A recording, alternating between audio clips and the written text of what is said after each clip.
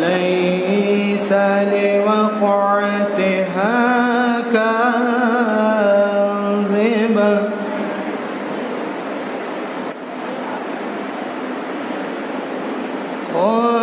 خافضة رافعة إذا رجت الأرض رجا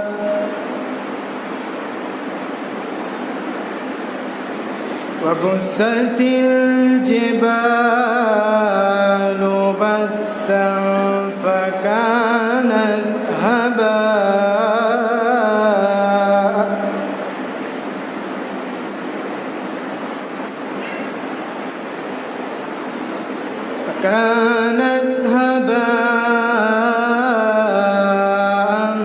منبثا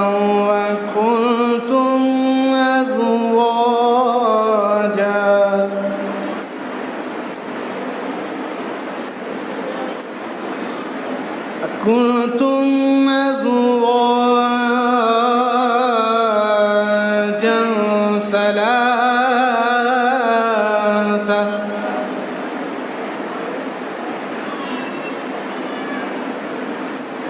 فأصحاب الميمنة ما أصحاب الميمنة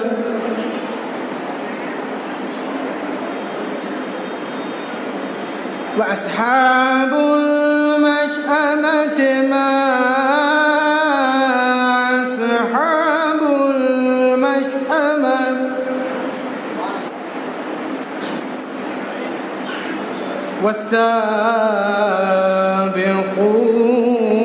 والسابقون السابقون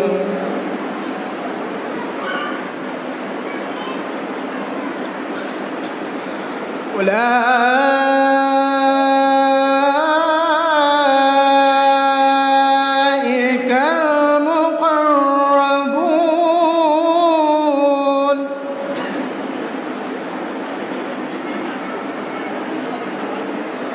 في جنات النعيم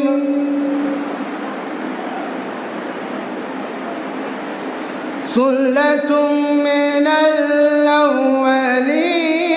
الأولين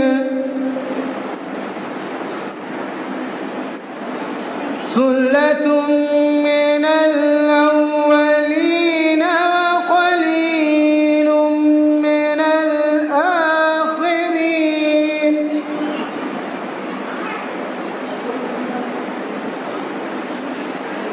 على سرر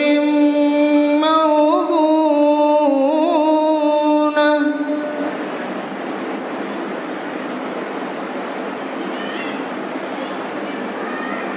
على سرر موضونة متكئين عليها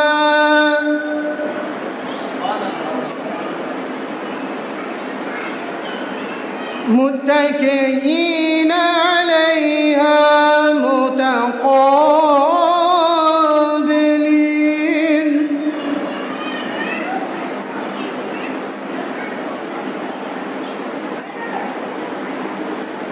يطوف عليهم ولدان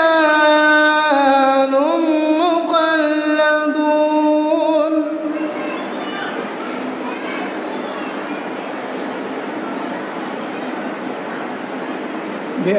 بأكواب وأباريق وكأس من معين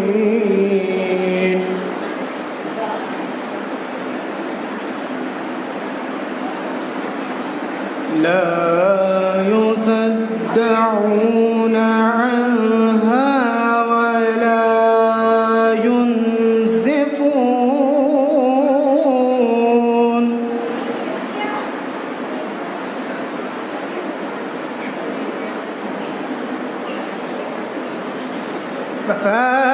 وفاكهة مما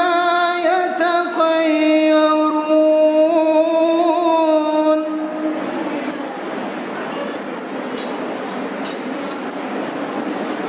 ولحم طير مما يشتهون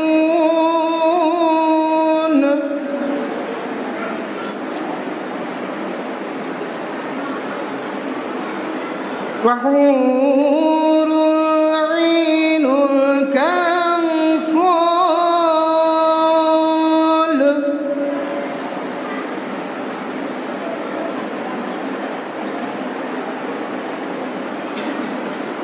وحور عين كأمثال اللؤلؤ المكنون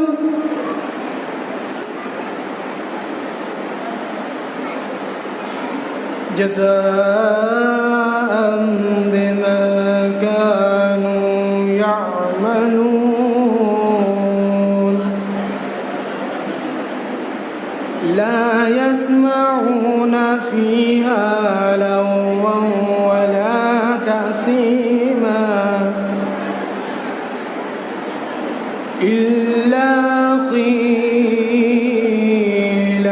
سلاما سلاما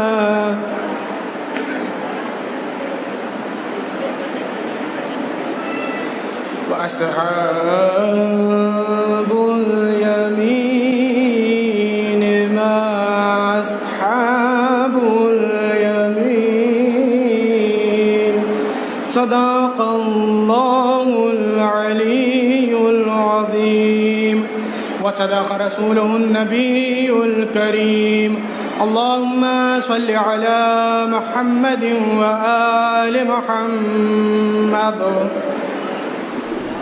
صلوات اللهم صل على محمد وآل محمد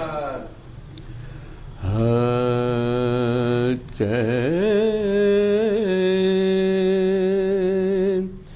دنیا میں ملے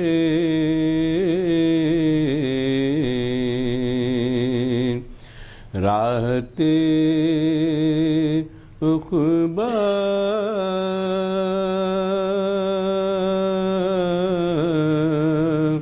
مل جائے شدت عشق ملے غم کا سلیقہ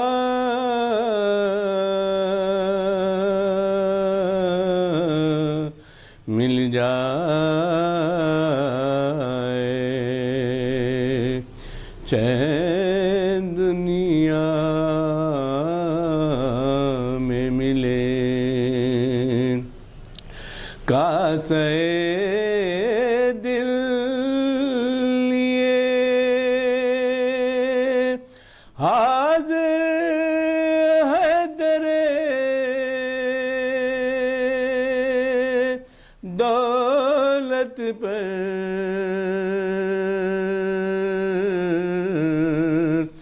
فاطمہ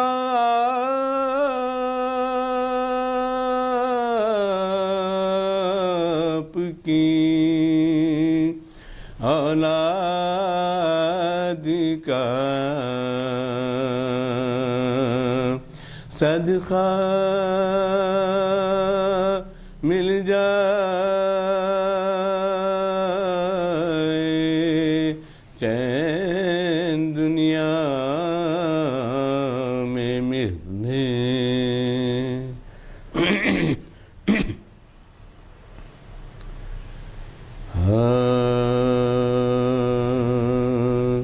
ہو خلوص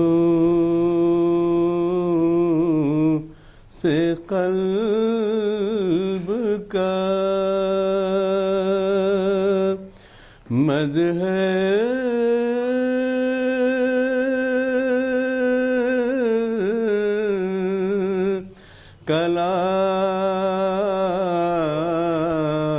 کلام ایسا ایسا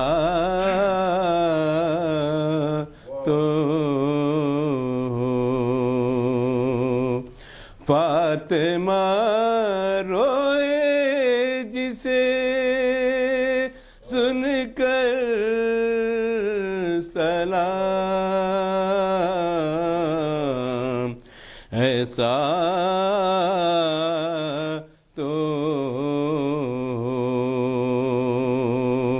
ہو خلوص سے قلب کا، ہر تیری تقدیر پر شاہوں کو بھی آتا ہے رشک، ہر تیری تقدیر پر شاہوں کو بھی آتا ہے رشک، پیشوائی خود کرے آقا غلام، ایسا تو ہو خلوص سے قلب کا، ہو شہید ایسا کہ مٹی سجدگاہ خلق ہو شہید ایسا کہ مٹی سجدگاہ خلق ہو، خاک ہو تسبیح میں داخل امام، ایسا تو ہو خلوص سے قلب کا، دل تڑپ جاتا ہے جب کہتا ہے کوئی یا حسین، دل تڑپ جاتا ہے جب کہتا ہے کوئی یا حسین، آنکھ سے آنسو نہ تھمنے پائے نام، ایسا تو ہو خلوص سے قلب کا، بے کجا واؤٹ ہو اور بازوؤں میں ہو رسن، بے کجا واؤٹ ہو اور بازوؤں میں ہو رسن، اہل بیت مصطفیٰ کا احترام، ایسا تو ہو خلوص قلب کا ناصران چاہ دی کہتے تھے آپس میں شہید نام رہ جائے جہاں میں کوئی کام ایسا تو ہو خلوص قلب کا۔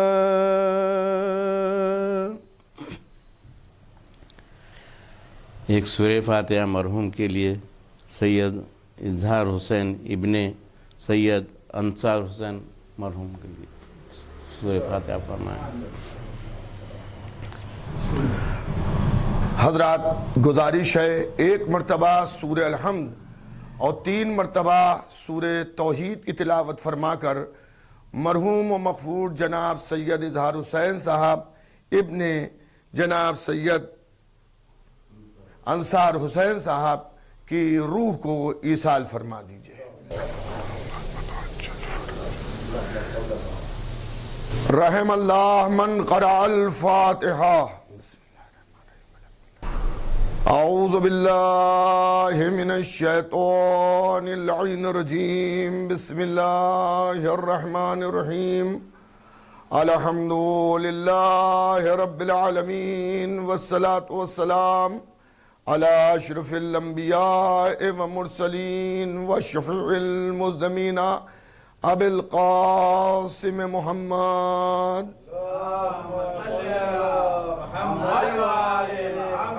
وآل بیتہ الطیبین الطاہرین المعصومین المظلومین من یومنا ھذا الی قیام یوم الدین اما بعد فقد قال اللہ سبحانہ تبارک و تعالی وقول الحق بسم اللہ الرحمن الرحیم قل لا اسألكم علیہ اجرا الا المعدۃ فی القربى صلوات۔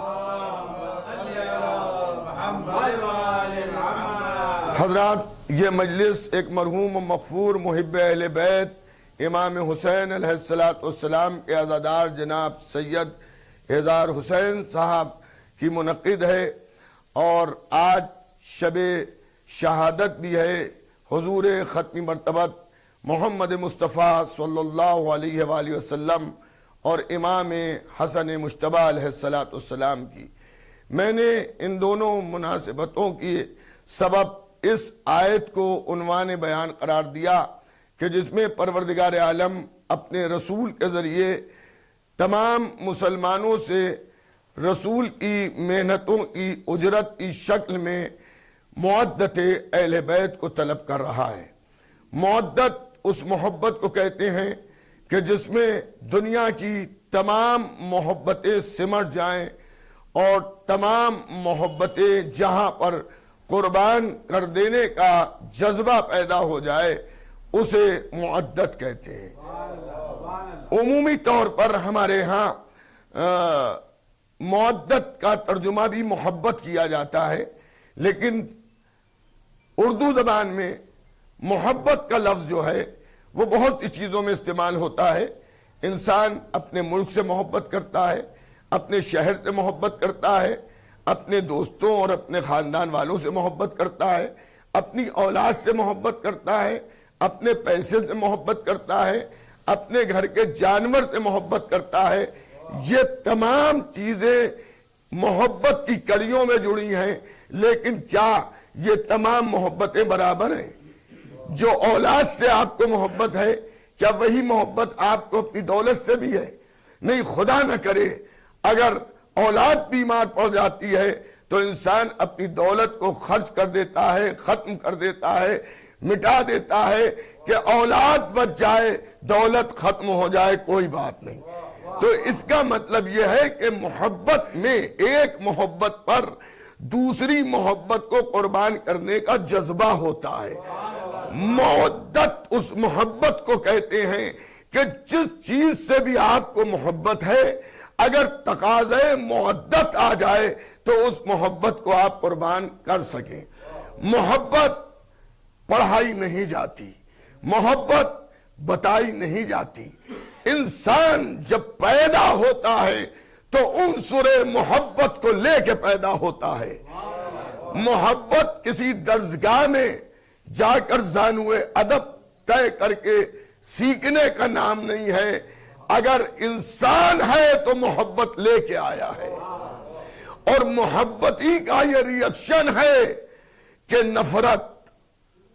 انسان ذاتی طور پر محبت لے کے آتا ہے, لیکن جس سے اسے محبت ہوتی ہے اگر اس کا کوئی دشمن ہے تو اس سے اسے نفرت پیدا ہو جاتی ہے. نفرت بھی پیدا کرائی نہیں جاتی ہے بلکہ نفرت خود بخود ہوتی ہے. ایک صلوات بھیجئے تو میں عرض کروں محمد.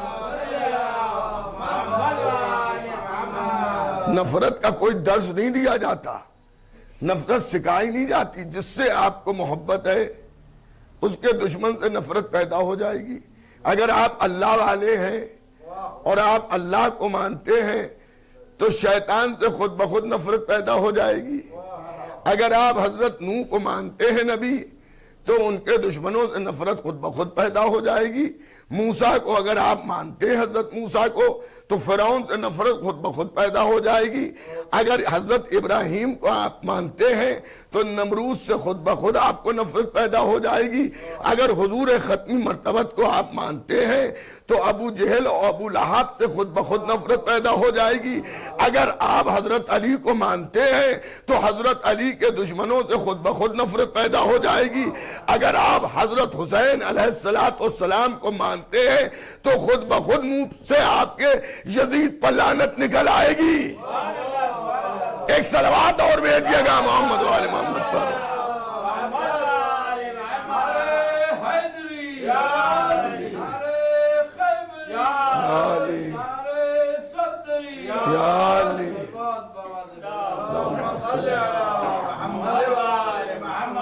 تو عزیزان گرامی, اور اگر یہ کوئی کہے کہ جس سے ہمیں محبت ہے اس کے دشمن سے بھی ہمارا لگاؤ ہے, اس سے بھی محبت ہے, تو یہ جھوٹا ہے, یہ جھوٹا ہے. دیکھیں حضرت آدم کے دو بیٹے ہیں, ایک کا نام ہے حابیل اور ایک کا نام ہے قابیل.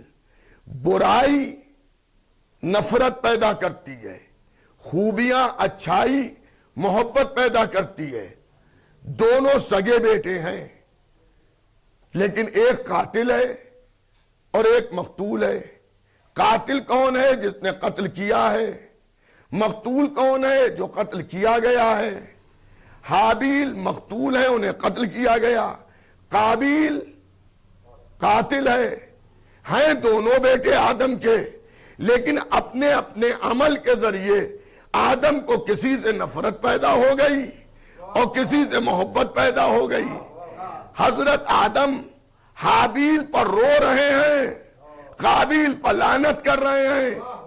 تو معلوم یہ ہوا محبت کردار کی وجہ سے پیدا ہوتی ہے اور نفرت برائیوں کی وجہ سے پیدا ہوتی ہے. اب یہ نہ آپ ہم سے پوچھئے گا کہ آپ امام حسین کو علیہ السلام کیوں کہتے ہیں اور یزید کو لعنت اللہ علیہ کیوں کہتے ہیں, اس پر لعنت کیوں کرتے ہیں. حسین کا کردار ایسا ہے کہ زمانہ سلام کرے گا, یزید کا عمل ایسا ہے کہ زمانہ لعنت بھیجے گا. اچھا, اب اسی سے یہ بھی ہمیں ملتا ہے کہ مزاج کیسا ہے. دیکھیے آج بھی ہمارے ہندوستان میں, ہمارے مہان بھارت میں بہت سے انسانیت کے بنائے ہوئے فارمولے ہیں. بزرگ یہ کہتے ہیں, یہاں بھی سبھی اسے جانتے ہیں, جو بھی آن لائن مجلس کو سن رہے ہیں وہ بھی اس کی تائید کریں گے, کہ اگر کسی کو سمجھنا ہے تو آپ یہ دیکھ لیجئے کہ اس کے دوست کیسے ہیں, اس کے ساتھ اٹھنے بیٹھنے والے کیسے ہیں.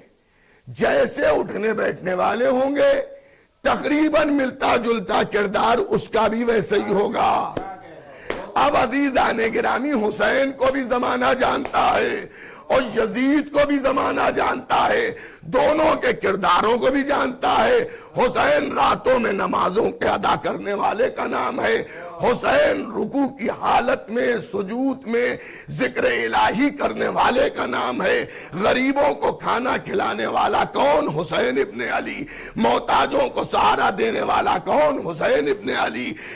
بے سہاروں کا سہارا بننے والا کون؟ حسین ابن علی۔ اسلام کو بچانے والا کون؟ حسین ابن علی۔ آدم سے لے کر حضور ختمی مرتبت تک کی وراثت کا مالک کون؟ حسین ابن علی۔ یزید کون ہے؟ شرابی یزید ہے، جواری یزید ہے، بدکار یزید ہے، زناکار یزید ہے، جس کے سماج میں، جس کے محل میں محرم اور نامحرم میں فرق نہ ہو، اسے کہتے ہیں یزید۔ جو اسلام کو مٹانا چاہتا ہو وہ ہے یزید۔ اب یہ دیکھ لیجئے کہ حسین کے ساتھ کون ہے، یزید کے ساتھ کون ہے۔ جو حسین کے ساتھ ہوگا وہ دین کا محافظ ہوگا، جو یزید کے ساتھ ہوگا وہ دین کو تباہ کر رہا ہوگا۔ ایک اور صلوات بھیجئے محمد۔ پیغمبر اسلام نے اسی لیے اپنے نواسوں کو امام حسن اور امام حسین کے لیے فرمایا، حسن اور حسین جوانان جنت کے سردار ہیں۔ حسن حسین جنت کے جوانوں کے سردار ہیں۔ دیکھیں میں ایک بات کہتا ہوں، جنت میں جانے کی تمنا تو سبھی کو ہے، ہمیں بھی تمنا ہے، تمام مومنین مسلمان ہر آدمی چاہتا ہے جنت میں جائے، رات بھر جاگا، صبح آنکھ نہیں کھل رہی ہے، اعلام لگایا، نماز قضا نہ ہو جائے، خوف جہنم شوق جنت نے اٹھایا، مصلی پہ گئے، نماز پڑھی۔ مئی جون کی تیز گرمی میں جہاں ہونٹ سوکھے جا رہے ہیں، زبان ایٹھی جا رہی ہے، روزہ آدمی رکھ رہا ہے، شوق جنت میں اپنی محنت کی کمائی سے زکوٰۃ نکال رہا ہے۔ کیوں؟ شوق جنت میں۔ اب امام حسن اور امام حسین کے برابر کسی کو نہ سمجھیے گا، اس لیے کہ پوری ملت اسلامیہ، اس میں صحابی بھی ہیں، تابعین بھی ہیں، تبع تابعین بھی ہیں، متقی بھی ہیں، پرہیزگار بھی ہیں، دیندار بھی ہیں، جتنے ہیں سب کو جنت میں جانے کا شوق ہے۔ جنت میں جانے کا شوق رکھنے والا اور ہے، اور جنت کے جوانوں کا سردار ہونا اور ہے۔ حسن حسین جنت کے جوانوں کے سردار۔ آج جیسا کہ میں نے ابھی ابتدائی کلام میں عرض کیا کہ آج دو معصوموں کی شب شہادت بھی ہے، تو میں چاہتا ہوں کہ چند جملے امام حسن کے متعلق اور چند جملے حضور ختمی مرتبت کے متعلق عرض کروں۔ دوستوں، امامت رسالت سے الگ نہیں، رسالت امامت سے الگ نہیں۔ 17 ربیع الاول کو اگر رسول پیکر بشریت میں دنیا میں آتے ہیں تو اسی دن صادق آل محمد امام جعفر صادق علیہ السلام بھی پیکر بشریت میں دنیا میں آ رہے ہیں، اور جس دن حضور کی شہادت ہے، دنیا فانی سے کوچ ہے، 28 صفر، اسی دن امام حسن مجتبی علیہ السلام کی بھی شہادت ہے۔ یعنی رسالت کی زندگی میں بھی، حیات میں بھی امامت، اور موت کے ساتھ بھی امامت۔ نہ امامت ان سے الگ ہے، نہ یہ امامت سے الگ ہے۔ جب امامت کو زمانہ پہچانے گا تو رسالت کو پہچانے گا. جب رسالت کو پہچانے گا تو امامت سمجھ میں آئے گی. یہی وجہ ہے کہ جب رسالت کی گواہی کی بات آئی تو امامت نے گواہی دی کہ میں گواہی دیتا ہوں کہ آپ اللہ کے رسول ہیں. اور جب ولایت کی گواہی کی بات آئی تو رسالت نے ہاتھوں کو اٹھا کے کہا من کنت مولا فہذا علی مولا. صلوات بھیجیے گا. تو عزیزان گرامی، برادران ایمانی، محبان اہل بیت، عاشقان اہل بیت الگ نہیں ہیں. اور بھی حسن حسین جو نبی کے بیٹے ہیں. ارے صاحب حدیث کے لیے لوگ کہتے تھے ضعیف ہے، تاریخ پہ بحث ہو جاتی ہے کہ صحیح ہے یا غلط. قرآن کی کسی آیت پر تو کوئی مسلمان یہ نہیں کہہ سکتا ہے کہ فلاں سورے کی فلاں آیت، نعوذ باللہ میں سمجھانے کے لیے عرض کر رہا ہوں، یہ اللہ کا کلام نہیں ہے، یہ ضعیف ہے، یہ قوی ہے، یہ مستند ہے. قرآن کی آیت تو نہیں. اب آپ ذرا دیکھیے، غور کیجئے گا. حسن حسین کو قرآن نے نبی محمد کا فرزند قرار دیا. حسن حسین نبی کے بیٹے قرار دیے گئے آئے مبائلہ میں. بعض علماء نے، اس کے اوپر مجھے کوئی بحث نہیں کرنا ہے، بعض علماء نے یہاں تک لکھا ہے کہ رشتے میں صلبی اعتبار سے حسن حسین علیہ السلام مولا علی و بی بی زہرا کے فرزند ہیں. لیکن آئے مبائلہ کے بعد حسن حسین کے لیے ماں باپ کھڑے ہو رہے ہیں. تو کسی نے سبب پوچھا تو کہا یہ تعظیم رسول کے فرزند کی ہے، فرزند کی حیثیت سے. اور یہی وجہ ہے کہ محمد حنفیہ مولا علی کے فرزند ہیں، بہت بہادر ہیں، شجاع ہیں. بہادری کا عالم یہ ہے کہ جنگ صفین میں ذرا کچھ بڑی تھی تو حضرت مالک اشتر نے کہا شہزادے رکیے. کاہے کو رکوں؟ کہا اس لیے رکیے کہ ذرا بڑی ہے، لوہار کو بلایا ہے ذرا کاٹ دے. مسکرائے. مالک بابا کے ساتھ آپ رہے، مجھے پہچانا نہیں. جھکے، جتنی اضافی ذرا کی اسے پکڑا اور ایک تکان دی، جھٹکا، ذرا کی کڑیاں کھل گئی، گر گئی، ٹوٹ گئی. اضافی ذرا. اتنے طاقتور، شجاع، بہادر. مولا نے ایک ٹارگیٹ دیا، وہاں تک جانا، ناکے کو گرانا. جنگ میں، میدان جنگ میں ٹارگیٹ ایک دیا، گئے، وہاں تک نہیں پہنچ پائے کیونکہ ہزاروں نیزے کہ علی کا فرزند آیا ہے، ہزاروں تیر، تلواریں لوٹتے رہے مگر ایک وقت کو آیا کہ محمد حنفیہ واپس آ گئے. تو مولا نے امام حسن کو بھیجا. دیکھیں مسلمانوں کا، شیعہ مسلمان نہیں، نعوذ باللہ، امامت میں ہم کسی طرح کے نقص کے قائل ہی نہیں ہیں. چاہے جتنی بڑی کتاب کا آپ حوالہ دے دیجئے، چاہے جتنے بڑے عالم کی تقریر آپ بیان کر دیجئے، اگر امامت میں کہیں سے کوئی نقص ہے، کوئی بیان کر رہا ہے تو چھوٹا ہے، غلط ہے. قدرت نے اپنی قدرت کاملہ سے ان 14 کو خلق کیا ہے. ان 14 میں نہ جسمانی اعتبار سے، نہ عقلیت اعتبار سے، نہ علمی اعتبار سے، نہ کردار کے اعتبار سے کوئی نقص، کمی ہے ہی نہیں. بعض جاہل یہ کہتے ہیں کمزور دل تھے. کمزور دل ہونا انسان کا ایک نقص ہے. عقل کے اندھوں ذرا تاریخ کو پڑھو. جو کام محمد حنفیہ نہیں کر پائے، اتنے شجاع و بہادر. مولا حسن کو بھیجا. کس نے؟ مولا علی نے. اور مولا حسن ہزاروں نیزوں اور ہزاروں تلواروں اور ہزاروں تیروں میں اس طرح سے پیر کے نکل گئے کہ جیسے مچھلی پانی میں پیرتی ہے. اور بابا کے ٹارگیٹ جو دیا تھا وہاں تک پہنچے.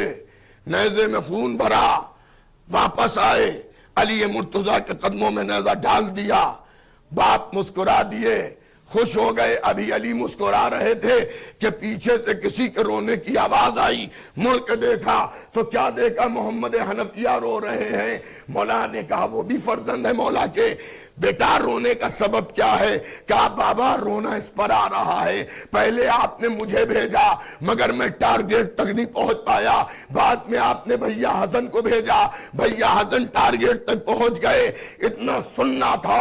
مولا کی تیوریوں پر، مولا علی کی تیوریوں پر بل پڑ گئے، اور بل پڑنے کے بعد تلوار کا کندہ محمد حنفیہ کی پشت پر رکھ کے ارشاد فرمایا میرے لال، آج تو تم نے حسن کا مقابلے کا تصور کیا ہے، فرزند اب کبھی حسن کا یا حسین کا مقابلہ نہ کرنا، اس لیے کہ تم میرے فرزند ہو، یہ نبی محمد کے فرزند ہیں.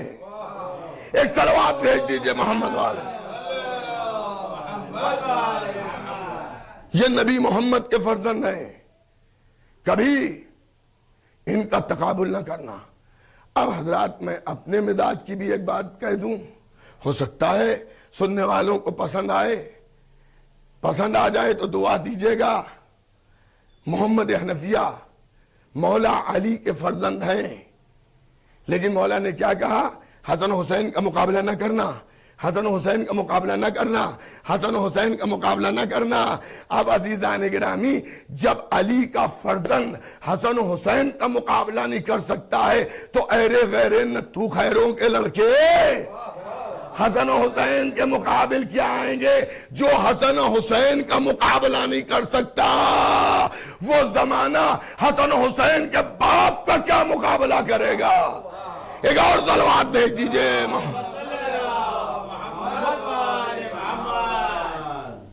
تو حسن حسین جنت کے جوانوں کے سردار ہیں، میرا آقا حسن اور میرا آقا حسین.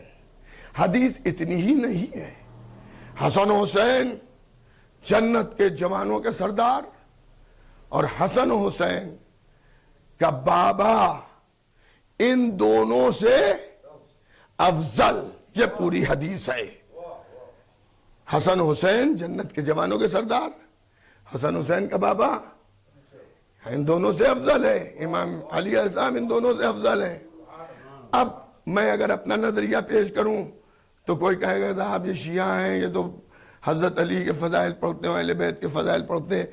آپ کا یہی کہنا تو ہمیں داخل بہشت کرے گا. ہم وہاں بھی حضرت علی کے فضائل پڑھتے ہوئے داخل ہوں گے، اور وہاں بھی میری تو دعا ہے. میں خالی یہ دعا نہیں کرتا کہ مجھے مولا اپنی نوکری سے میری زندگی تک معذور نہ کیجیے گا. میں یہ دعا کرتا ہوں زندہ جب تک کہ رہوں آپ کی نوکری کرتا رہوں، اور جب مر جاؤں تو بہشت میں بھی آپ کی نوکری کرتا رہوں. سمجھ گئے آپ؟ تو عزیزان گرامی، برادران ایمانی، ایک نام تاریخ میں ہے، آپ نے سنا ہوگا ابو ہریرہ کا.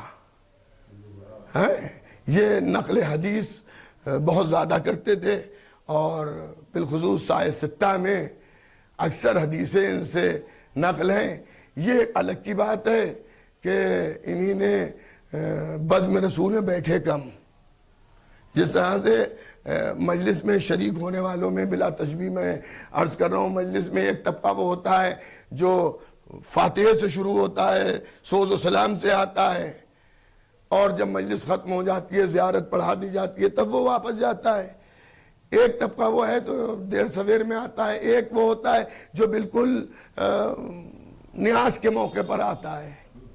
دیکھیے جو شروع سے بیٹھا ہے آخر تک بیٹھا رہے، وہ کہے کہ جعفر عباس نے یہ پڑھا، جعفر عباس نے یہ پڑھا، مظہر بھائی نے یہ سلام پڑھا، یہ اشعار پڑھے، یہ فضائل پڑھے، اتنی دیر مجلس پڑھی، یہ مصائب پڑھے، مصائب کے بعد فلاں انجمن نے نواخوانی کی، فلاں صاحب نے زیارت پڑھوائی، تو اسے حق ہے اس لیے کہ شروع سے آخر تک ہے. لیکن جو تبرک بٹتے وقت آیا ہے وہ اگر اس پر بحث کرے نہیں یہ پڑھا ہے وہ پڑھا ہے، تو آپ یہی تو پوچھیں گے میاں آپ آئے کب تھے؟ آپ اس سے بحث کر رہے ہیں جو شروع سے تھا. تو بھائی شروع سے آخر تک کون رہا؟ شروع سے آخر تک تو اہل بیت محمدی رہے ساتھ میں. انہی نے ان کی گود میں آنکھیں کھولی، انہی نے ان کی گود میں اپنی آنکھوں کو بند کیا۔ تو آل محمد، تو عزیزان گرامی، برادران ایمانی، محبان اہل بیت پیغمبر، عزاداران امام مظلوم کربلا، ابو ہریرہ، وہ جو ہیں وہ بیٹھے ہوئے ہیں مسجد میں، وفات رسول کے بعد کی بات ہے، اور ان کے ساتھ لوگ بھی بیٹھے ہوئے ہیں، ان کے شاگرد وغیرہ، کہ اتنی دیر میں امام حسن اور امام حسین تشریف لائے مسجد میں۔ جیسے انہی نے دیکھا حسن حسین علیہ السلام کو آتے ہوئے، یہ تعظیم کے لیے کھڑے ہو گئے، اور کھڑے ہونے کے بعد انہی نے سید و سردار کہہ کے سلام کیا، میرے سید و سردار، میرا سلام ہو آپ پر۔ تو جو پاس میں ان کے جونیئر بیٹھے تھے، انہوں نے کہا آپ اپنے سن کو دیکھیے، کمر خمیدہ، چہرے پہ جرنیاں، بال سفید، داڑھی سفید، اور یہ ابھی آپ کے سن کے اعتبار سے، ورنہ جب سلمان 300 ساڑھے 300 برس کے ہو کر علی کہہ رہے تم بڑے ہو یا میں بڑا ہوں، تو میں ظاہری عمر کے اعتبار سے گفتگو کر رہا ہوں۔ انہوں نے کہا کہ یہ بچہ اور آپ بوڑھے، اور آپ انہیں سید و سردار کہہ کے سلام کر رہے ہیں، کھڑے ہو گئے آپ۔ تو اب وہ صاحب ہم پر پابندی ہے کہ دور اول کے مسلمانوں کو کچھ نہ کہیے، جو وہ کرے، لیکن دور اول میں ایک دوسروں کو گالیاں تک دیتے تھے، کتابوں میں موجود ہے، فحش بکی جاتی تھی آپس میں۔ ٹھیک ہے، ہمیں کچھ نہیں کرنا ہے، ہم تاریخ جو ہے وہ بیان کر رہے ہیں۔ تو انہیں ڈاٹا ٹونی ماری، حدیث پیغمبر بھول گئے۔ حدیث پیغمبر کا اس سے کیا تعلق ہے؟ کہا حدیث پیغمبر ہے حسن حسین جنت کے جوانوں کے سردار ہیں۔ انہوں نے کہا یہ حدیث تو ہمیں بھی یاد ہے کہ حسن حسین جنت کے جوانوں کے سردار ہیں۔ کہا اچھا، اس حدیث سے تعظیم اور اس سلام سے کیا تعلق ہے؟ کہا سنو، اب انہی نے اپنا اجتہاد پیش کیا، اور انہی نے کہا دیکھو، نبی نے کہا حسن حسین جنت کے جوانوں کے سردار ہیں، جو حسن و حسین کو دنیا میں اپنا سردار مانے گا وہی جنت میں ان کی سرداری میں رہے گا۔ ہائے ہائے، میں کیا عرض کر رہا ہوں، بات اچھی لگے تو میرے حق میں دعا کیجئے گا۔ دعاؤں میں دولت کی دعا نہیں، ایک دعا کہ محبت اہل بیت پر دم نکلے اور شفاعت اہل بیت نصیب ہو۔ الہی آمین ثم آمین۔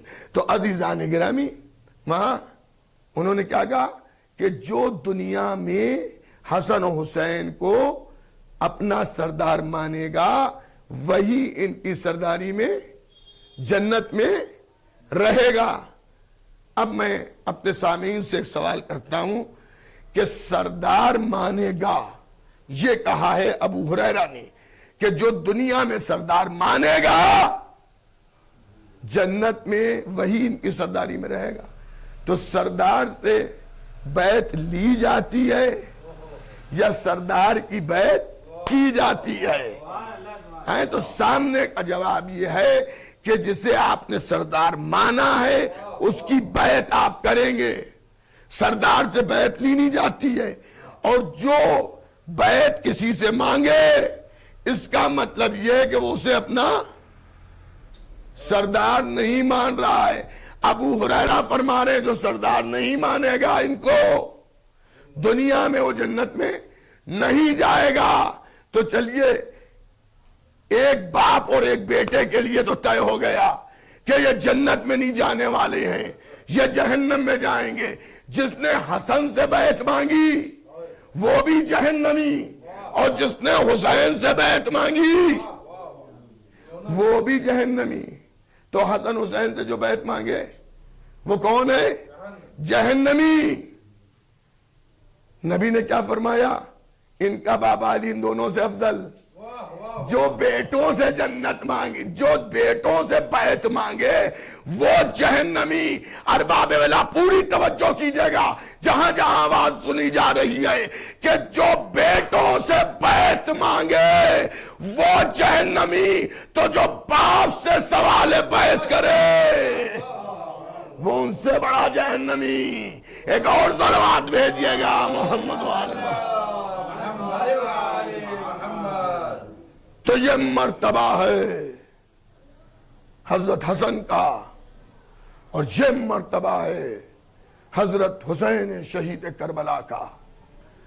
ظاہر ہے ہم سب اس وقت ایک آن لائن مجلس میں بیٹھے ہیں، ایک مومن محب اہل بیت جناب سید اظہار حسین صاحب،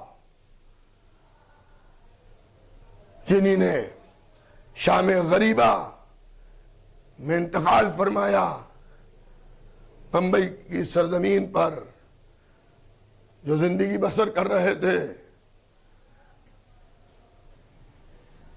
حالات کے تقاضوں کو مد نظر رکھتے ہوئے مجلس آن لائن منعقد ہو رہی ہے، ورنہ ہمارے ہاں تو مجلس ایصال ثواب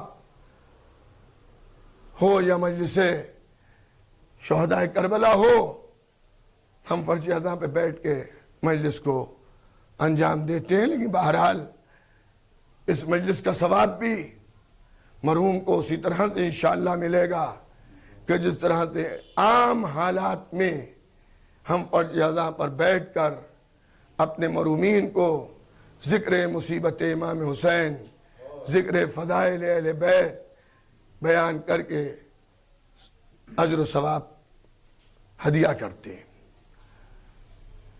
حضور ختمی مرتبت کے ساتھ اس بات کے اوپر ایک بحث چلتی ہے کہ ان کی ریلت وفات ہوئی یا ان کی شہادت ہوئی۔ دوستوں، معتبر ذرائع سے جو روایتیں آئی ہیں ان سے یہی ظاہر ہوتا ہے کہ حضور ختمی مرتبت کو ایک عورت نے زہر دیا۔ اب میں اس وقت کسی کا نام لینا نہیں چاہتا، وہ کون ہے کہ جو حضور کو زہر دے رہی ہے یا دلوا رہی ہے، لیکن ہاں اتنا ضرور یاد رکھیے گا 14 معصومین کی فہرست میں جو 13 معصوم ہیں، ایک معصوم تو پردہ غیب میں ہے اور وہ زندہ ہیں، اور انشاءاللہ وہ زندہ رہیں گے، اور ایک دن وہ آئے گا کہ جب وہ ظہور فرمائیں گے، اور ہم سب اگر مر بھی چکے ہوں گے تو ان کی ٹھوکر پہ ہم سب زندہ ہوں گے، اور ہم ان کے لشکر میں انشاءاللہ شامل ہوں گے، اور ہم ان کے ساتھ ایسی وفا کریں گے کہ وہ ہمیں اپنے وفادار سپاہیوں میں شمار کریں گے انشاءاللہ۔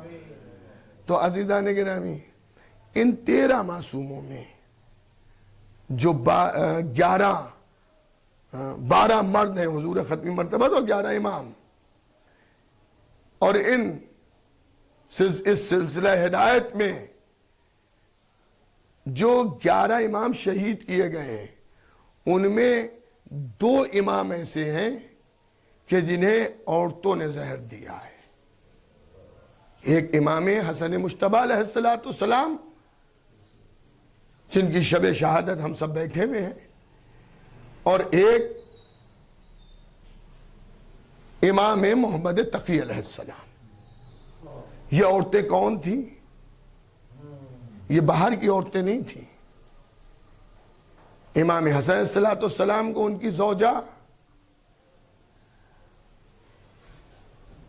جعدہ بنت اشس نے دیا زہر، جو دنیا کے بنائے ہوئے خلیفہ کی بھانجی ہوتی تھی، اور امام محمد تقی علیہ السلام کو ام الفضل نے زہر دیا، اور یہ دونوں دنیا کی لالچ میں آئی تھیں۔ وہاں جعدہ بنت اشس سے اندھیروں کے امیر معاویہ ابن ابو سفیان نے یہ لالچ دی تھی کہ اگر تم نواس رسول کو زہر دے دو تو ہم تمہارا عقد یزید کے ساتھ کر دیں گے۔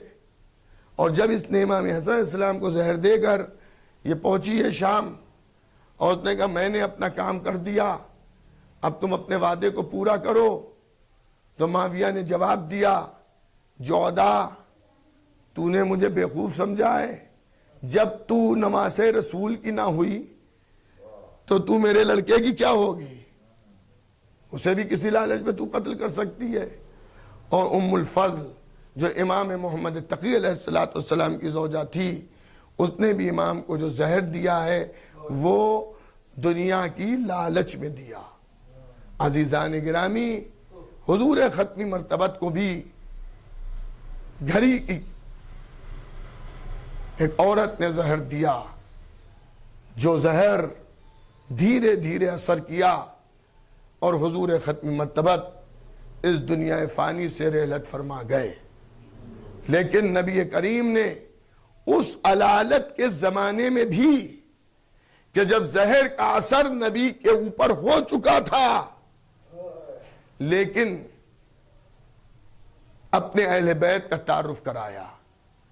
اور میں اس مجلس میں آپ کو تبرک کے طور پر ایک دعوت فکر دینا چاہتا ہوں کہ خالی نبی کی شہادت کی سازش میں وہ عورت شامل نہیں تھی، بلکہ کچھ مرد بھی شامل تھے. توجہ کیجئے گا. اور اس کا ثبوت اس وقت ملا کہ جب نبی کہہ رہے تھے مجھے کاغذ و قلم لا کے دے دو تاکہ میں تمہارے درمیان ایک ایسی تحریر لکھ کے چھوڑ کے چلا جاؤں کہ جس کے بعد تم کبھی صبح قیامت تک گمراہ نہ ہو. تو اسی مجمع میں ایک شخص یہ بولا کہ انہیں کاغذ و قلم نہ دینا، اس لیے کہ ان کا دماغ کام نہیں کر رہا ہے، کیونکہ اسے معلوم تھا کہ جب عام انسان کو زہر دیا جاتا ہے تو اس کا دماغ فیل ہو جاتا ہے. زہر کا اثر دماغ پر جلدی کرتا ہے، کیونکہ اسے معلوم تھا کہ زہر دیا گیا ہے، لیکن وہ نبی کو ایک عام انسان سمجھ رہا تھا. دیکھیے اماموں پر ہماری جانیں قربان ہو جائیں کہ ہمارے نبی پہ لگے ہوئے الزامات کو کس طرح سے اماموں نے دھویا ہے، صاف کیا ہے. مولائے متقیان حضرت علی ابن ابی طالب علیہ السلام، مولا علی علیہ السلام کی زندگی کو آپ دیکھیں. مولا علی کے سر پہ ضرب لگائی گئی، مولا علی کے سر پر ضرب لگائی گئی تھی، زہر آلودہ ضرب. کیسا زہر کہ جب حضرت حذیفہ یمانی عبد الرحمن ابن ملجم لعین کو، ملعون کو گرفتار کر کے لے جا رہے تھے اور بیت علی سے بیبیوں کے رونے کی آواز آئی اور دعاؤں کی آوازیں سنی، تو ابن ملجم کہتا ہے حذیفہ ان بیبیوں سے کہہ دو علی کی زندگی کی دعا نہ مانگے. کیوں؟ کہ میں نے ایسے زہر میں تلوار کو بجھایا ہے کہ اگر پورے کوفے پر وہ زہر تقسیم کر دیا ہے سب موت کی نیند سو جائیں گے. اب آپ ذرا غور کیجئے گا، وقت رحلت رسول کاغذ و قلم مانگا جا رہا ہے اور ایک شخص یہ کہہ رہا ہے انہیں نہ دینا. کیوں؟ کہ ان کا دماغ کام نہیں کر رہا ہے. حضرت علی کے سر پہ ضرب لگی. 19ویں ماہ رمضان کی فجر میں، 20ویں ماہ مبارک رمضان کو طبیب بلایا گیا. اس نے مولا علی کے زخم سر میں گوسفند کی ایک نس ڈالی اور ڈالنے کے بعد اس نے امامہ پھینکا، رونے لگا اور کہنے لگا اب میرا مولا نہیں بچے گا. اس لیے کہ علی کے دماغ تک زہر کا اثر پہنچ چکا ہے. مولا علی کو طبیب بلانے کی ضرورت نہیں تھی، لیکن نبی پر لگے ہوئے الزام کو دھو رہے ہیں میرے مولا علی کہ میرے نبی کو ہلکا سا بخار تھا، تم نے کہا ان کا دماغ کام نہیں کر رہا ہے. طبیب میرے لیے یہ کہہ رہا ہے کہ زہر کا اثر دماغ تک پہنچ چکا ہے. لیکن اس کے بعد علی کہتے ساسا بن سہان فرماتے ہیں کہ جب ہم محبان اہل بیت بیت علی میں داخل ہوئے مولا کی مزاج پرسی کرنے کے لیے، تو ایک مرتبہ مولا نے غش سے آنکھیں کھولی، ہم رو رہے تھے، مولا نے کہا رو نہیں، جو دل چاہے پوچھ لو، سلونی سلونی، پوچھنے والوں قبل اس کے کہ مجھے کھو بیٹھو، مجھ سے آسمان کے رستوں کو پوچھو، مجھ سے زمین کے راستوں کو پوچھو، میں آسمان کے رستوں کو زمین کے رستوں سے زیادہ بہتر جانتا ہوں۔ یہ ظرف علم ہے، یہ کانسا علم ہے، یہ نبی نے مجھے اس طرح سے بھرایا جیسے طائر اپنے بچے کو دانا بھراتا ہے۔ اگر میرے لیے مسند بچھا دی جائے تو میں توریت والوں کو توریت سے فتوے دوں گا، انجیل والوں کو کتھیوں کو انجیل سے سلجھاؤں گا، قرآن والوں کے مسائل کو قرآن سے حل کروں گا، اور خدائے محمد کی قسم یہ کتابیں بولنے لگیں گی کہ علی آپ نے اسی نور میں فیصلہ کیا جس میں اللہ نے ہمیں نازل کیا تھا۔ بس ساسا فرماتے ہیں آج مولا نے اتنا کہا، ساسا وقت کم ہے، سوال جلدی جلدی کرو تاکہ میں جلدی جلدی جواب دوں۔ دیکھیے انسان جب پریشان ہوتا ہے کہتا ہے رک رک کے پوچھو، لیکن علی زخمی ہیں، زہر کا اثر دماغ تک پہنچ گیا ہے، مگر کہہ رہے جو دل چاہے پوچھ لو۔ اس کا مطلب یہ ہے کہ میرا مولا بتا رہا ہے میں نبی نہیں ہوں، نبی کا جانشین ہوں۔ جب میرا دماغ نہیں فیل ہو رہا ہے تو نبی کا دماغ کہاں سے فیل ہوگا؟ نعرہ حیدری، یا علی، نعرہ صفدری، یا علی، نعرہ خیبری، یا علی، صلوات بآواز بلند، اللہم صلی علی محمد۔ لیکن جاتے جاتے نبی کریم بار بار یہ کہتے رہے کہ میرے اہل بیت کو پہچانو، میرے اہل بیت کو جانو، میرے اہل بیت کون ہیں؟ عزیزان گرامی، نبی کی آنکھ علی کی گود میں بند ہوئی۔ یہ بھی عرض کرنا میں ضروری سمجھتا ہوں، اس وقت سوشل میڈیا کا زمانہ ہے، لوگ سوال کرتے ہیں کہ علی جیسے بہادر نے، علی جیسے شجاع نے، علی جیسے میدان کارزار کے شہ سوار نے یہ کیسے برداشت کر لیا کہ گھر میں آگ لگ گئی، یہ کیسے برداشت کر لیا کہ زوجہ کی پسلیاں ٹوٹ گئیں، یہ کیسے برداشت کر لیا کہ گلے میں رسی باندھ دی گئی، یہ کیسے برداشت کر لیا کہ حق کو غصب کیا گیا، کھینچا گیا، ظلم کیے گئے، یہ علی نے برداشت کیسے کیا؟ عزیزان گرامی، یقیناً مولا کو کسی کی حمایت کی ضرورت نہیں تھی۔ بڑے بڑے میدانوں میں علی اکیلے چلے گئے، مجمع کو مڑ کے نہیں دیکھا، سپاہیوں کو مڑ کے نہیں دیکھا، کیونکہ یہ علی ہے زندگی کی پوری حیات علی ہے۔ میدان میں ہو تو علی ہیں، بستر پر ہو تو علی ہیں، سجدے میں ہو تو علی ہیں۔ عزیزان گرامی، آپ جانتے ہیں نبی کریم نے وقت رحلت، وقت شہادت مولا علی کو ہر چیز سے باخبر کیا۔ یا علی، میری رحلت کے بعد، میری شہادت کے بعد آپ پر یہ ظلم ہوں گے، یہ ظلم ہوں گے، یہ ظلم ہوں گے۔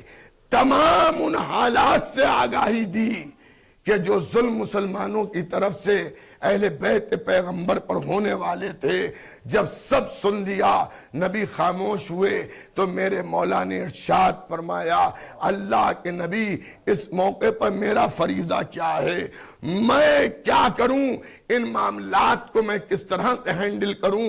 تو نبی کریم نے ارشاد فرمایا یا علی، آپ مظالم کے مقابل، ظلم کے مقابل صبر کیجئے گا۔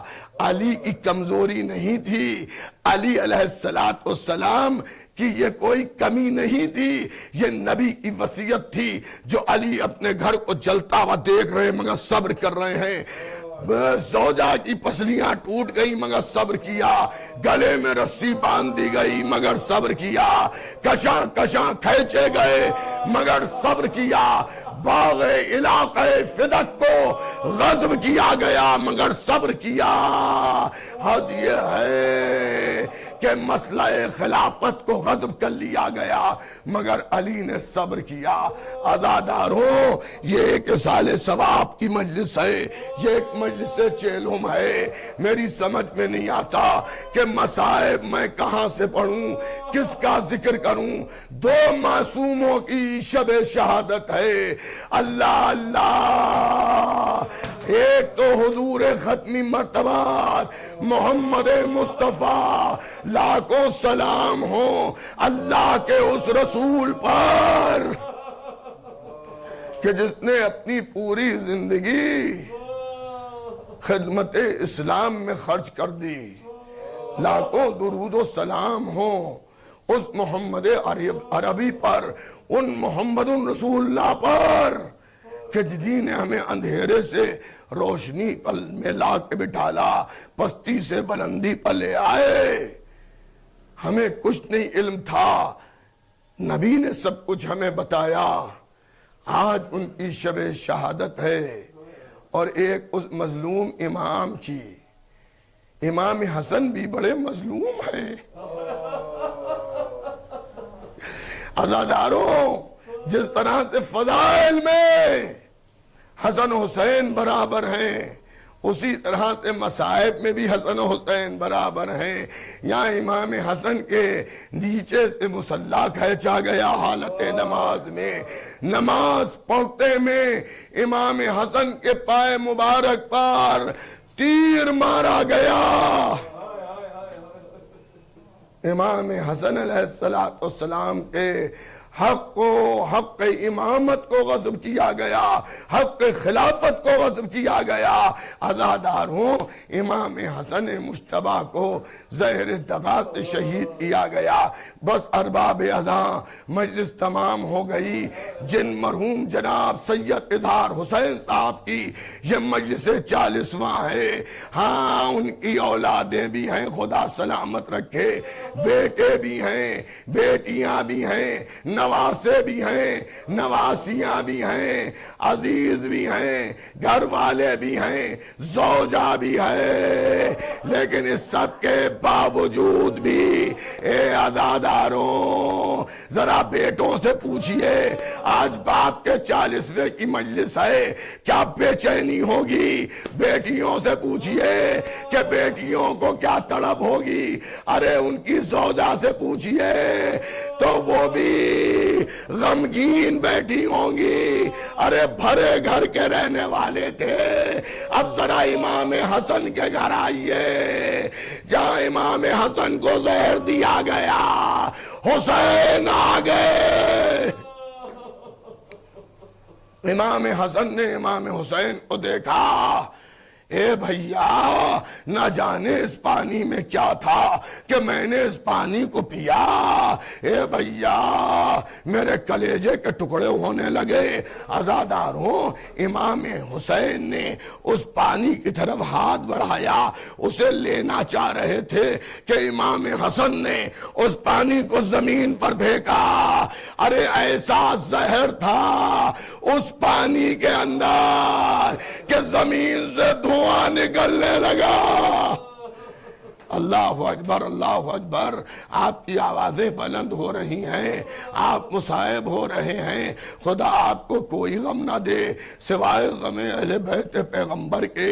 امام حسن کو پرسا دیجئے، حضور ختمی مرتبت کو پرسا دیجئے، اور ان آنسوؤں کا ثواب مرحوم سید اظہار حسین صاحب کی قبر میں ان کی روح کو پروردگار پہنچائے۔ پروردگار مرحوم کے گناہ کبیرہ اور گناہ صغیرہ کو معاف کر دے، انہیں جوار معصومین میں جگہ عنایت فرمائے۔ ہاں عزاداروں، امام حسن کے جسم پر اس زہر کا اثر یہ ہوا کہ جگر کے ٹکڑے ہو گئے اور دہن مبارک سے جگر کے ٹکڑے باہر نکلنے لگے، تو کنیز دوڑ کے ایک تشت لے آئی، امام کے جگر کے ٹکڑے ارے اس تشت کے اندر گرے۔ ابھی تھوڑی دیر کے بعد سیدہ زینب کو خبر ہوئی کہ بھائی کو زہر دے دیا گیا ہے۔ اللہ اکبر، اللہ اکبر۔ شہزادی نے سر پر چادر ڈالی، بھیا کے بیت الشرف آئی، یہاں امام حسن علیہ السلام غش میں ہیں، لیکن جیسے بہن گھر کی طرف چلی ہے، امام حسن کو احساس ہو گیا میری بہن زینب آ رہی ہے، کسی کو آواز دی اس تشت کو چھپا دو، اس لیے کہ میری بہن جب اس تشت کو دیکھے گی میری بہن برداشت نہیں کر پائے گی۔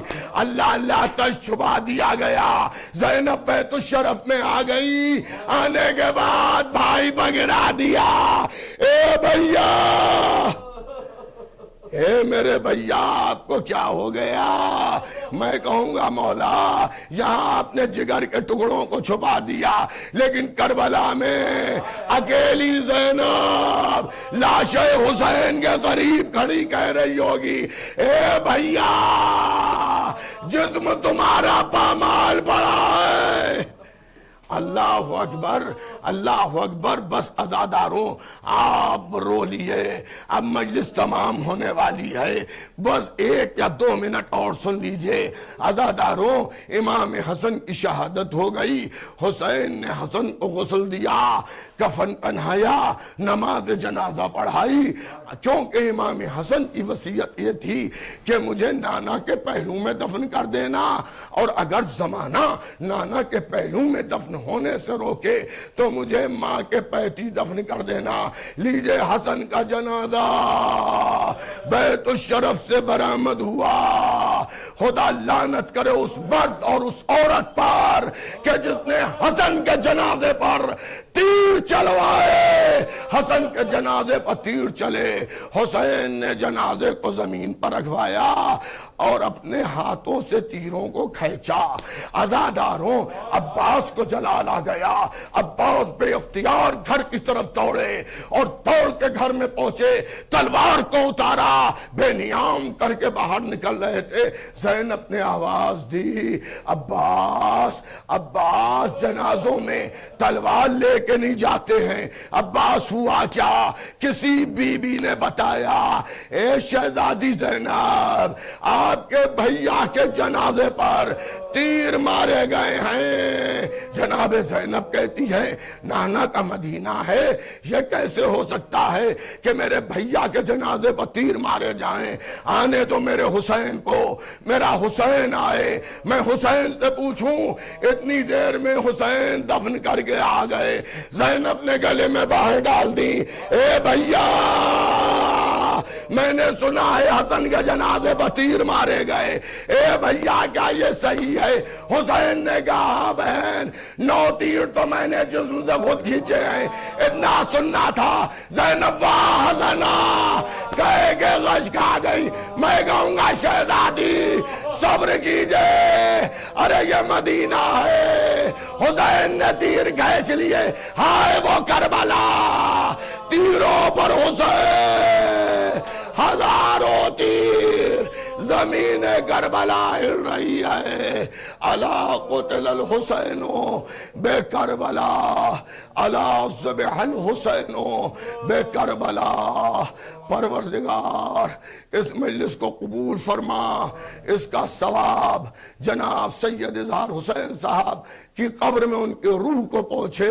پروردگار مرحوم کے گناہ کبیرہ گناہ صغیرہ کو معاف کر دے، انہیں جوار معصومین میں جگہ عنایت فرما، ان کے پسماندگان کو، بیٹوں بیٹیوں اور زوجہ کو صبر جمیل عنایت فرما۔ ہم سب کے زمانے کے امام کے ظہور میں تعجیل فرما۔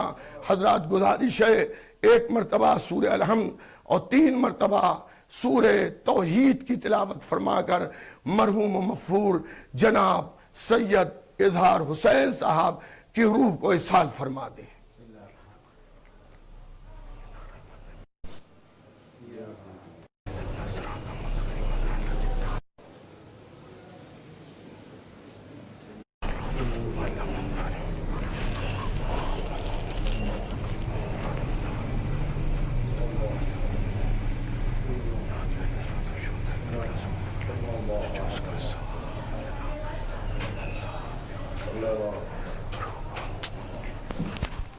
اماں فضا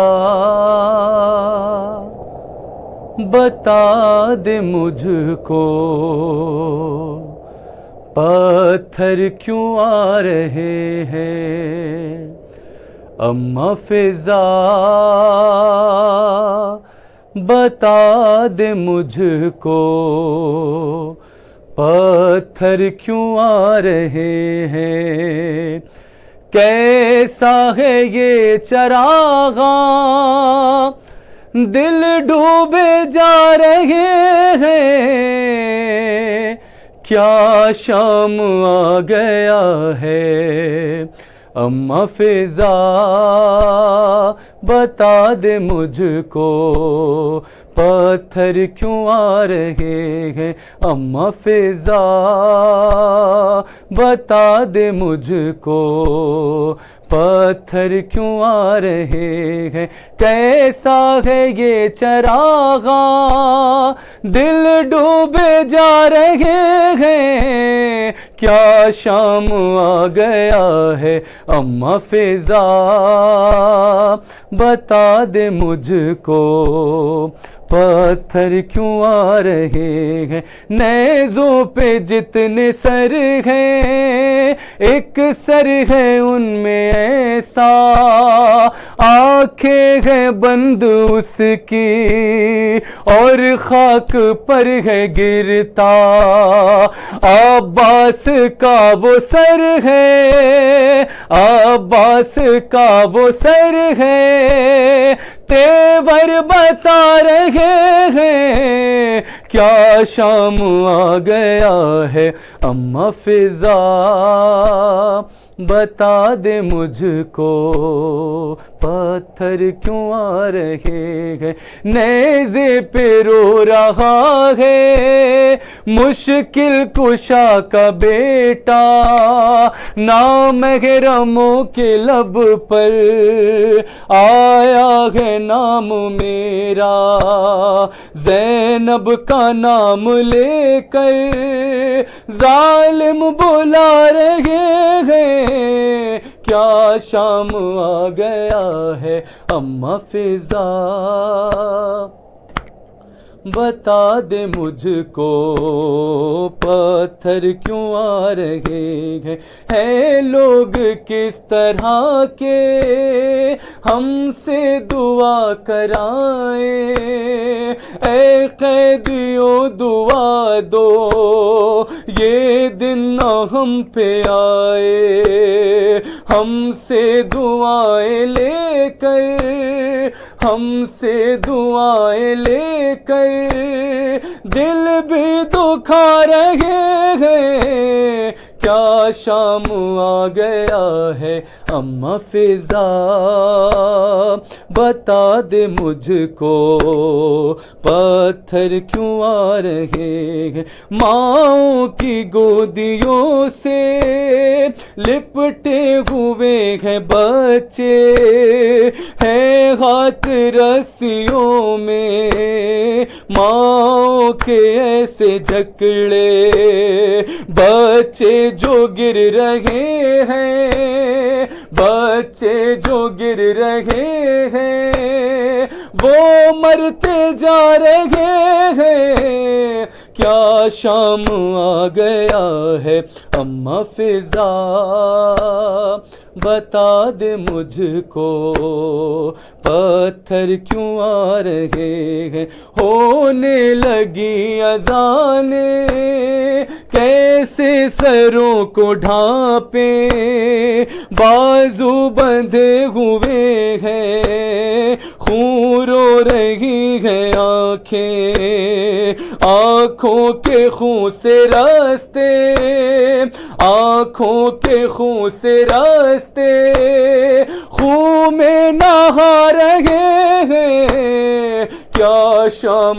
آ گیا ہے اماں فضا، بتا دے مجھ کو پتھر کیوں آ رہے ہیں، اتنا چلے ہیں پیدل کانٹوں پہ سارے قیدی، تھک جاتی چلتے چلتے، چلتی اگر زمیں بھی، پیروں کے آبلے بھی، پیروں کے آبلے بھی آنسو بہا رہے ہیں، کیا شام آ گیا ہے فضا، بتا دے مجھ کو پتھر کیوں آ رہے ہیں، او آیا جو باب ساتھ رو کے گئے مسافر، ارے کہتا تھا شمر ان کو کرنا بھی نہ حاضر، ارے دربار کو ابھی ہم، دربار کو ابھی ہم دلہن بنا رہے ہیں، کیا شام آ گیا ہے اماں فضا،